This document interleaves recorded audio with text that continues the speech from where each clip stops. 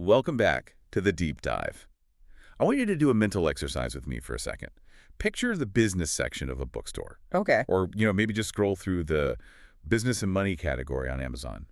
What do you see? Sea of sameness. A lot of guys in suits with their arms crossed. Yes. A lot of titles promising you can, get rich in 4 hours or something. Exactly. It's a wall of navy blue and corporate headshots.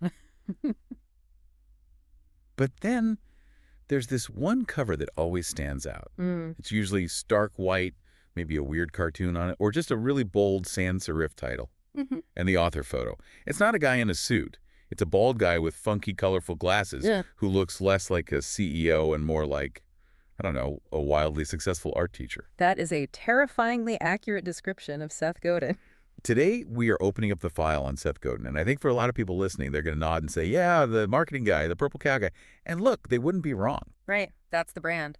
But looking through this stack of research, the biography, the early ventures, the forgotten books, I realized that labeling him just a marketing guy is actually kind of lazy. It is. It misses about 90% of the architecture underneath. I completely agree. If you stop at marketing, you're missing the actual story. Because the Seth Godin story isn't really about advertising. No. It's about the internet. It's about, how human beings behave when you suddenly give them infinite connection and an infinite choice. And that's our mission today. We are going to peel back the layers. We aren't just going to list his bestsellers. We're going to try to figure out how a guy who started out as a hardcore computer scientist, literally writing code, ended up becoming this sort of philosopher king for the creative class. And along the way, we have to talk about some truly weird stuff. We really do. We have to talk about the fact that he sold a company to Yahoo for nearly $30 million. Yes. But we also have to talk about the fact that he wrote a book called The Smiley Dictionary. I am still not convinced that isn't a prank. But we have the receipts and the source material. I've seen the cover. It is very real. And honestly, it might be one of the most important things he ever wrote if you look at it through the right lens. It tells you everything about where his head was at in the early 90s. So, okay, we have a massive bibliography, we have the dot-com boom and bust, and we have this whole philosophy of work that has influenced millions. Where do we even begin to make sense of all this? You have to start with the hardware. Before the software, before the philosophy, there's the hardware. And for Godin, that starts in college. Okay. If you were to look at his transcript from Tufts University, you'd see a double major that honestly shouldn't make sense together. It's jarring. Right. Usually you see things that pair nicely, like economics and political science, or biology and chemistry. Exactly. Sensible pairings. Godin did computer science and philosophy. That sounds like the setup to a joke. A coder and a philosopher walk into a bar. It does. But think about that combination for a second. It is the absolute key to unlocking his entire worldview. How so? Well, computer science is about systems. It's binary. It's logic. If this, then that. It's the rigid architecture of how things work. It's structural. It's the ones and zeros. Okay, so he has the logic. He understands fundamentally how the machine operates. Exactly. He speaks the language of the digital world. But then you have philosophy. And that's the why. Right. That's ethics, epistemology, human behavior. It's the messy gray stuff that you can't just solve with an algorithm. So from day one, from his college years, Godin is looking at the world, and specifically the emerging digital world, through these two lenses simultaneously. That's a really good point. He understands how the machine is built, but he's obsessed with how humans are going to live inside it. That makes so much sense because a lot of the other tech giants we talk about, the Zuckerbergs or the Gates of the world, they are so heavy on the CS side. They build the tool, but they sometimes seem genuinely surprised by how people end up using it or misusing it. Godin seems to have anticipated the human element from the very jump. Precisely. That dual major is the foundation. He understands the tech, but he explains it through philosophy. He sees the network, but he's interested in the people on the network. And he didn't just stop there, did he? He went on to business school. He did. He went on to earn an MBA from the Stanford Graduate School of Business. So now he has the academic trifecta: code, thought, and commerce. A triple threat. So he graduates. We're talking mid-'80s now. The personal computer revolution is just starting to heat up. He gets a job at a software publisher, a company called Spinnaker. But he doesn't stay long. No. And this is where we see the first real flash of the entrepreneur gene. It's 1986. He leaves Spinnaker, and he takes $20,000 of his savings. Wow. Which, by the way, in 1986 is a significant chunk of change. That's a serious bet on yourself. I mean, for a young guy in his mid-20s, that's probably everything he had. It likely was a huge risk. And with that money, he founds Seth Godin Productions. Which sounds so massive and impressive. Like, he's got a soundstage in Hollywood and a fleet of production trucks. The reality is much grittier. He's in New York City. He is operating out of a studio apartment. I just love this image. You know, the garage startup is the classic Silicon Valley cliche. Right. But the studio apartment startup is the New York version. You can just picture him, you know, boxes of books everywhere, maybe a radiator hissing in the corner, eating takeout from a carton, trying to build an empire in 400 square feet. And the business he built wasn't software. It wasn't consulting. It was something called book packaging. Okay, I have to admit, when I saw that term in the notes, I had to double-check what it meant. Most people do. I assumed it meant he was literally, you know, putting books into boxes for shipping. A lot of people think that, but it's actually this fascinating sort of hidden layer of the publishing industry. Explain it to me. Okay, think of a movie producer. The producer comes up with the concept, hires the scriptwriter, hires the director, casts the actors, shoots the film, and then sells the finished movie to a studio like Warner Brothers to distribute. Okay, so the studio just puts their logo on it and puts it in theaters. They're the distribution channel. Exactly. A book packager does the exact same thing, but for books. They come up with an idea and say, a complete guide to houseplants. Right. They hire a writer to write it, an illustrator to draw the plants, a designer to lay out the pages. They create the entire digital file, the package, and then they sell that finished asset to a big publisher like Penguin or Random House. And the publisher just handles the printing and getting it into Barnes & Noble. That's it. They take on the manufacturing and distribution risk. Godin's company was the creative engine. So he's an idea factory. He's not sitting there waiting for inspiration to strike to write the great American novel. Yeah. He's spotting a market niche, assembling a team, and shipping a product. Shipping. That is the operative word. This period, working out of that apartment, must have taught him that creativity isn't about being a tortured artist waiting for the muse to strike. It's a job. It's a job, it's a practice, it's about production, it's about deadlines, it's about getting the work out the door. That mentality, that shipping is a skill in and of itself, becomes a huge pillar of his philosophy later on in his career. Okay, so he's in the apartment, he's packaging books, making a living. But the internet is coming, the wave is building, the mid-90s are approaching, and this leads us to what I think is his first major mainstream success, although at the time it was still pretty niche.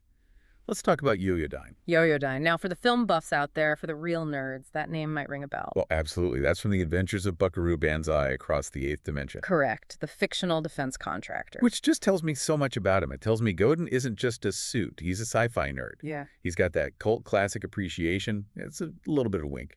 It signals he's part of the culture, you know? He gets it. He founded Yoyodyne in 1995 with a guy named Mark Hurst.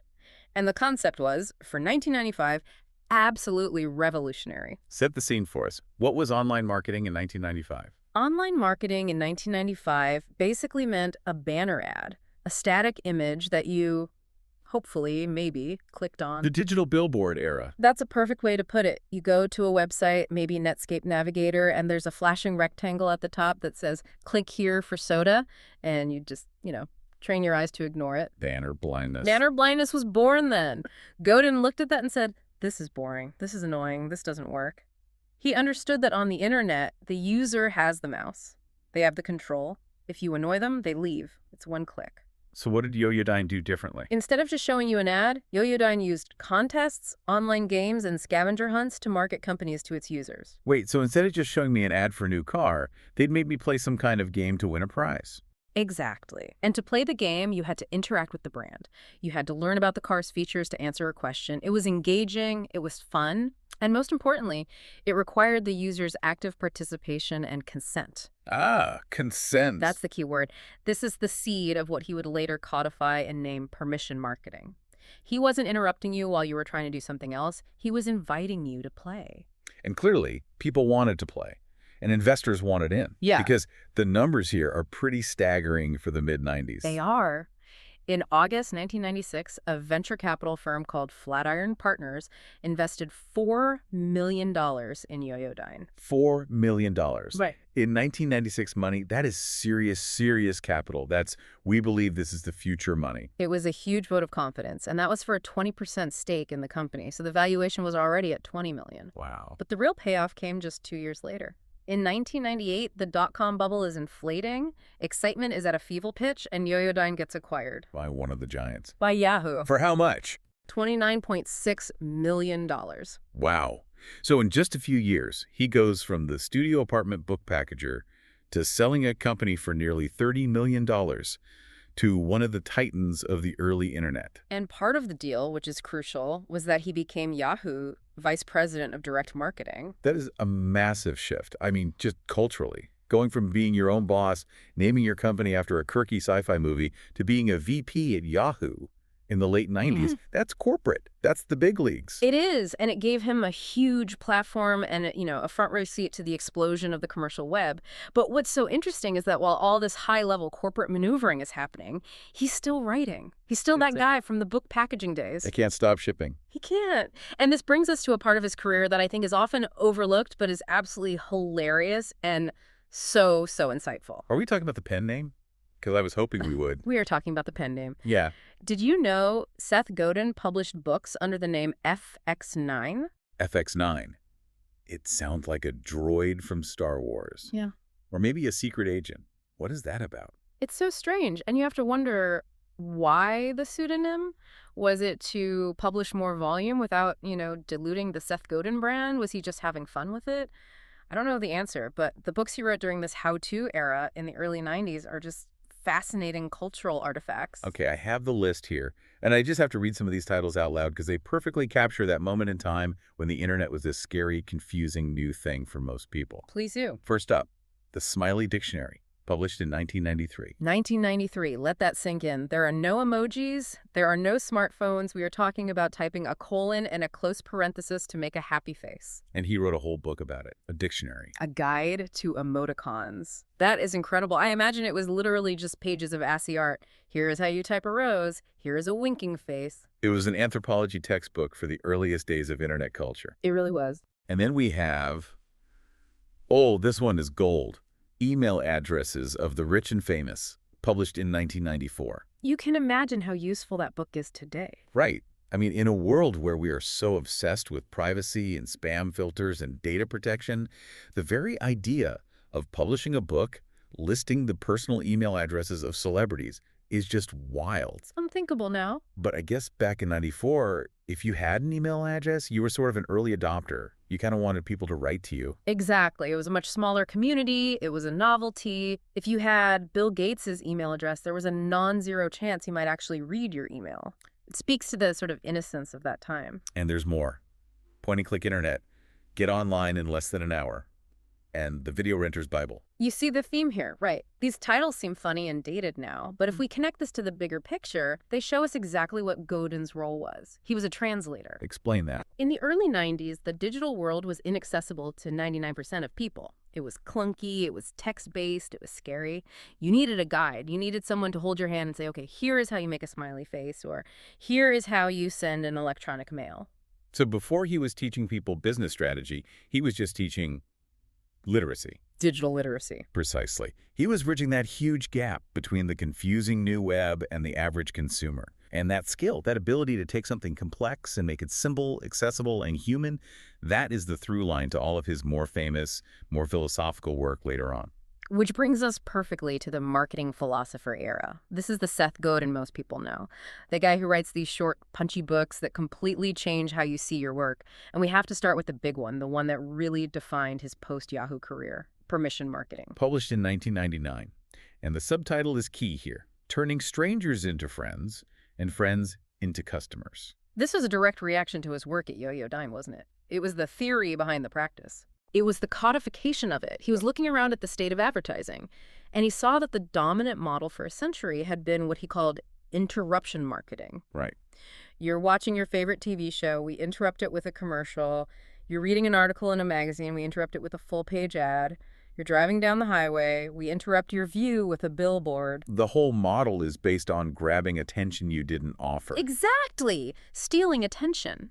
Godin argued that in a digital world where the consumer has the remote control, the mouse, the back button, attention is scarce. You can't just steal it anymore. You have to earn it. You need permission. You need permission to talk to people. You offer them something of value, a newsletter, a contest, useful information in exchange for the privilege of their attention over time. It seems so obvious now. This is the entire foundation of email newsletters, subscription models, YouTube channels. The entire creator economy runs on this principle. But in 1999, that was a radical shift. Yeah, it was. He was basically predicting the death of the mass market TV ad model and the rise of the direct-to-consumer relationship. He saw that the power was shifting from the broadcaster to the person holding the mouse. And then he just keeps building on these ideas. A few years later, 2003, he drops Purple Cow. Transform your business by being remarkable. I love the central metaphor of this. It's so simple and sticky. The idea is that if you're driving down the road and you see a cow, it's fine, it's a cow. You see 10 cows, 100 cows, you stop noticing them, they're boring. Yeah. But if you saw a purple cow, you would stop the car, you would get out, you would take a picture, you would tell all your friends about the purple cow you saw. you would post it on Instagram. You would. Yeah. And his point was that in a world of infinite choice, good is no longer good enough. Good is the brown cow. It blends in. To succeed in a crowded market, you have to be remarkable, literally, worth making a remark about. I want to push on this one a bit, because on the surface, it sounds a little, I don't know, simplistic. Be different. Okay, thanks, Seth. But there's more to it than just be weird, right? It's not just about dyeing the cow purple. Oh, absolutely. It's not about being weird for weird's sake. It's about the underlying economics of a crowded marketplace. Godin argues that in a digital world, consumers have infinite choices. If you want to buy a toaster, you can go on Amazon and find 5,000 different toasters in 10 seconds. Right. In that environment, if your toaster is just very good, nobody cares. Very good is the default. It's the brown cow. It blends in with all the other very good toasters. But if you build a toaster that, I don't know, perfectly imprints the day's weather forecast onto the bread. As a purple cow. You might not sell 1 billion of them, but the people who buy it, the people who want weather toast, will tell everyone they know. Exactly. Hey, look at my weather toast. The marketing is built into the product, not slapped on afterwards with advertising. The remarkability of the product itself is what drives the growth. Yeah. That's the core distinction. And then in 2007, he releases what I think is one of his most personal and challenging books, The Dip. A little book that teaches you when to quit and when to stick. This one was a huge bestseller, New York Times, USA Today, Wall Street Journal. This one always resonated with me because it flies in the face of everything we're taught from kindergarten. Winners never quit and quitters never win. And Godin just calls that out as total nonsense. He argues that winners actually quit all the time. Really? All the time. They quit the wrong thing so they can free up their resources to focus on the right things. Strategic quitting is a superpower. But the trick is knowing when to quit. What is the dip he talks about? Okay, so the dip is that long, grueling slog between starting something new and mastering it. You start learning to play the guitar. It's fun for the first week. Then it gets really hard. Your fingers hurt. You can't make the chords sound right. You suck. That's the dip. And that's where most people give up. That's where almost everyone quits, Godin says. If the prize at the end is worth it, if you really want to be a rock star or a fluent Spanish speaker or a great programmer, you have to push through the dip. Because the dip is the very barrier to entry that keeps everyone else out. Scarcity is created by the dip. But what if you're just in a dead end? You're working hard but not getting anywhere. That's what he calls a cul-de-sac. It looks like you're moving, but you're just going in circles. You're at a job with no upward mobility, for example. No matter how hard you work, you're not going to get to a different destination. So what's the advice? His advice is ruthless. Quit the cul-de-sacs immediately and unapologetically. The moment you realize you're in one, get out. But never, ever quit in the dip just because it's hard. Quit because the destination isn't worth the journey, not because the journey itself is difficult. That distinction is crucial. It's strategic quitting versus reactive emotional quitting. It brings critical thinking to the whole concept of perseverance. It's not about blind grit. It's about smart grit. We also have Tribes, which came out in 2008. The subtitle is, We Need You to Lead Us. This feels like it predates the whole influencer era, but it's talking about exactly that. It is. It's incredibly prescient. He identified that the internet had completely demolished the traditional barriers to leadership. What do you mean? Well, you used to need a factory or a union or a political party or a TV network to lead people. You needed institutional power. He said, now you just need a blog. You need a Twitter account. You can gather a tribe of like-minded people around an idea. It could be vintage typewriters, vegan cooking, libertarian politics, whatever. The internet allows anyone to find the others. Exactly. And a tribe needs a leader. It needs someone to connect them and give them a direction. That, he argues, is the big opportunity of our time. But with that opportunity comes a lot of responsibility, which he talks about in his 2010 book, Linchpin. Yes. Are you indispensable? This is where the philosophy gets very personal. He's not talking to the CEO anymore. He's talking to the employee. And what's the message? He's saying, look, the industrial economy is dying. The whole system was built on you being a compliant cog in a machine. If your job is just to follow the instructions in the manual, you are going to be replaced. By a cheaper cog somewhere else? Or by a computer program? Which is terrifyingly relevant in the age of AI, more than ever before. So what's the solution? How do you avoid becoming obsolete? His solution is to become a linchpin. A linchpin is the person who holds it all together.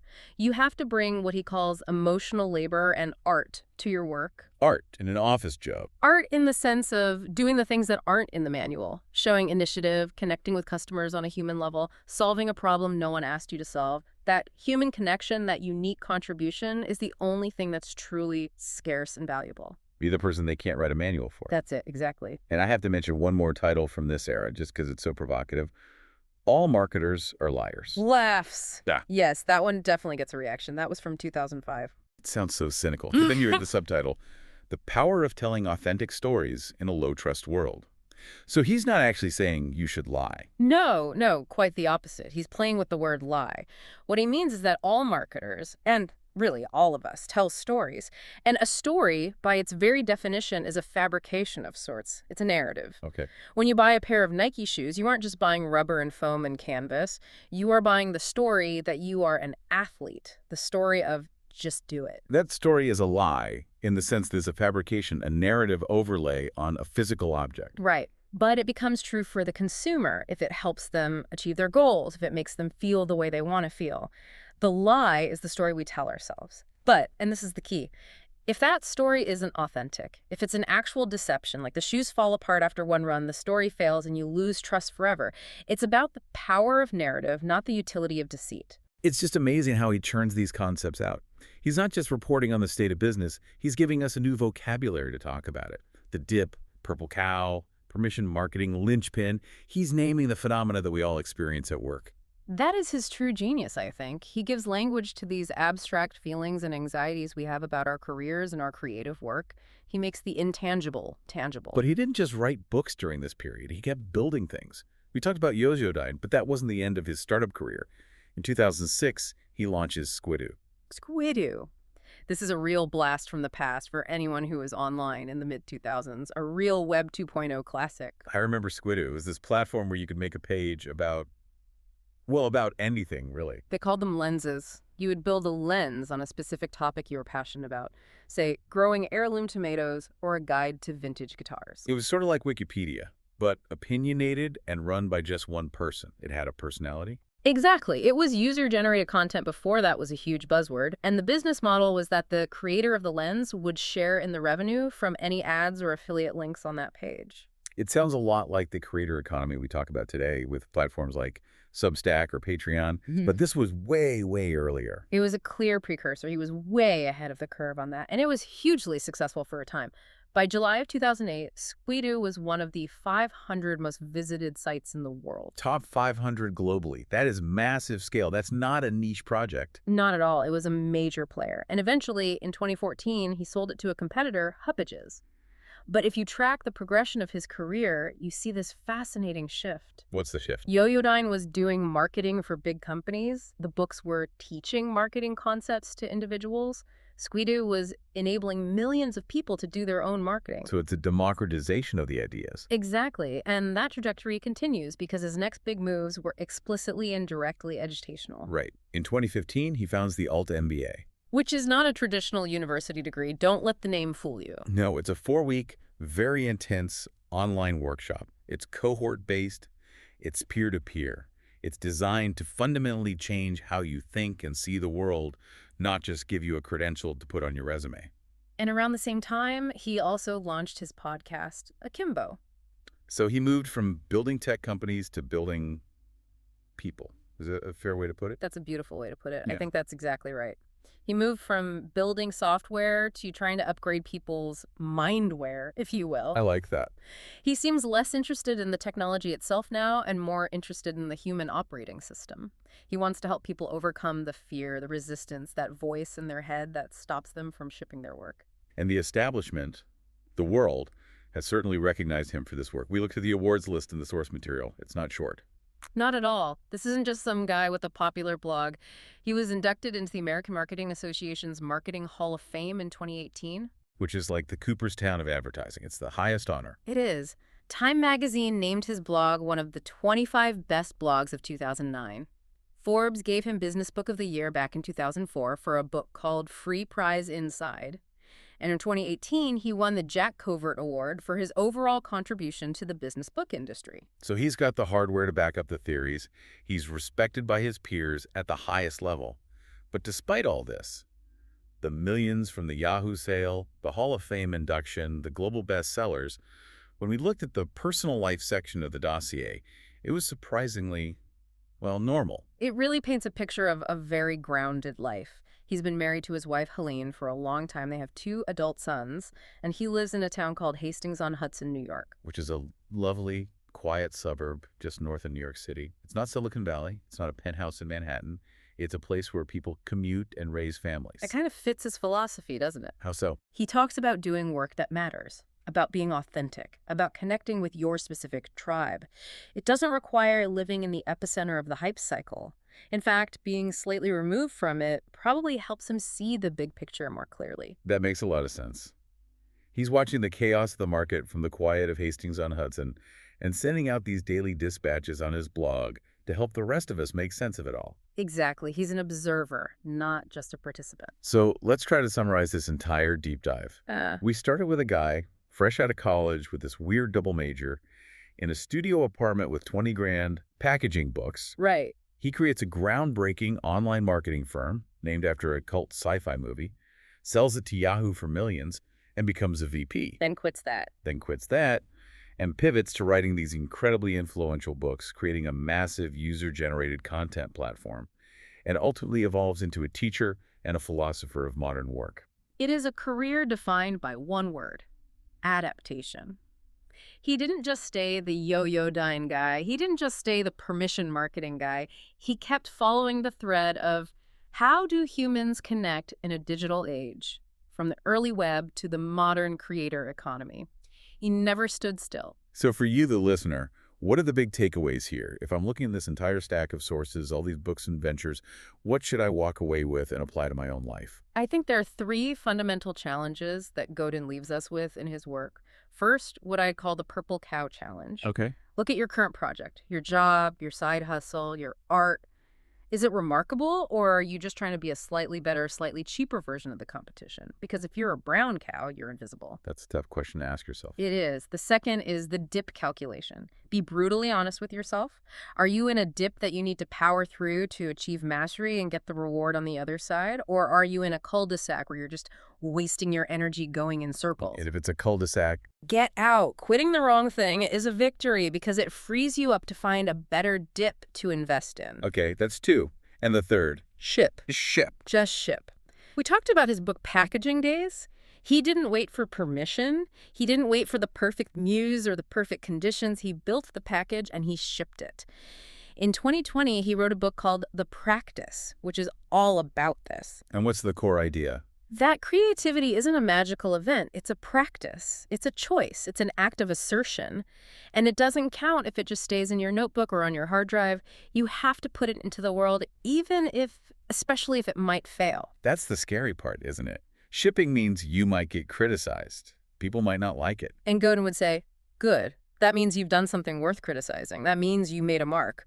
The opposite of remarkable isn't bad, it's ignored. I want to leave the listener with one final image. Right. I found a book title in his bibliography from 2013 that I think is the perfect question to end on. The book is called What You Gonna Do With That Duck? Lives. He really is the king of strange titles. He is. And it's such a weird question. But the metaphor in the book is this. You have this duck, you have this asset, this opportunity, you have this access to the internet, to free tools, to potential audiences that your ancestors couldn't have even dreamed of. You have the duck. The question is the title. Exactly. Are you going to let it just sit there? Are you just going to collect information, read blogs, listen to deep dives like this one?